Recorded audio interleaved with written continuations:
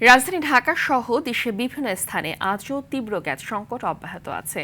এতে শিল্প কলকারখানায় উৎপাদন ব্যাহত হওয়ার পাশাপাশি সড়কে যানবাহনের সংখ্যা কমেছে। লাইনে প্রেসার না থাকায় বেশিরভাগ সময় বন্ধ থাকছে সিএনজি স্টেশনগুলো। এতে দীর্ঘ হচ্ছে গাড়ির লাইন। বাসাবাড়িতেও গ্যাস না থাকায় চরম বিপাকে পড়েছেন গৃহকর্মীরা।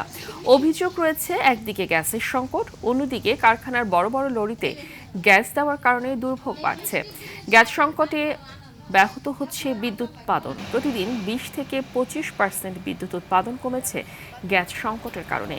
বিদ্যুতের লোডশেডিং ও গ্যাস সংকটে স্থবির হয়ে পড়েছে শিল্প কারখানার উৎপাদন।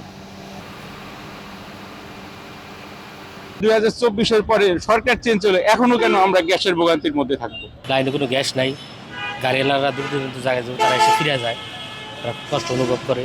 আর আমাদের তো দেখেন, এরকম গ্যাস যদি বন্ধ থাকে তাহলে মনে করেন আমাদের যে জেনারেল মেনটেন্যান্স, কম্প্রেসর মেনটেন্যান্স, আমাদের যে স্টাফ আছে এদেরকে নিয়ে আমরা খুব হিমশিমে পড়ে গেছি।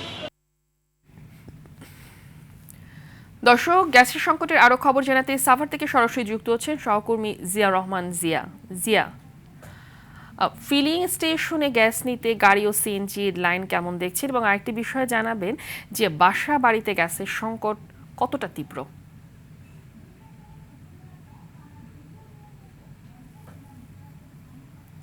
ফাহমিদা, আমি আছি এখন ঢাকার মহাসড়কের থার্ড স্ট্যান্ড এনার্জি ফিলিং স্টেশনে। আমরা যেটি দেখেছি যে সাভারের যে সকাল থেকে বলতে কি আমরা প্রায় দুই সপ্তাহ ব্যাপী এই গ্যাস সংকট চলছে, এবং এখানকার ফিলিং স্টেশনগুলো আসলে গাড়িগুলোর যে পর্যাপ্ত গ্যাস সরবরাহ সেটি করতে পারছেন না।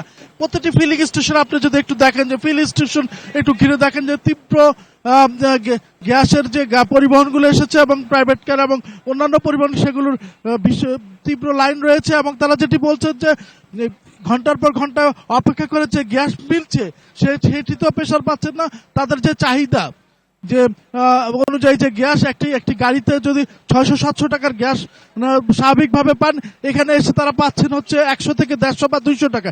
এতে করে তারা সারাদিনই গ্যাসের যে ভোগান্তি সেই ভোগান্তিতে থাকেন, এবং একবার দুইবার তিনবার তাদের এই পাম্পে আসতে হয়, এবং পাম্পে এসে তাদের গ্যাস নিতে হয়। তো তারা যেটি বলছেন যে তারা ভীষণ ভোগান্তিতে পড়েছেন। এছাড়া এই সময় আমরা কথা বলেছি সিএনজি পাম্পগুলোর যারা কর্তৃপক্ষ রয়েছে তাদের সাথে, তারা বলছেন যে লাইনে পর্যাপ্ত গ্যাসের প্রেসার পাচ্ছে না, যে কারণে তারা ক্রেতার যে চাহিদা, বিশেষ করে পরিবহনগুলোর যে চাহিদা সে ওজন অনুযায়ী তারা গ্যাস সরবরাহ করতে পারছে না।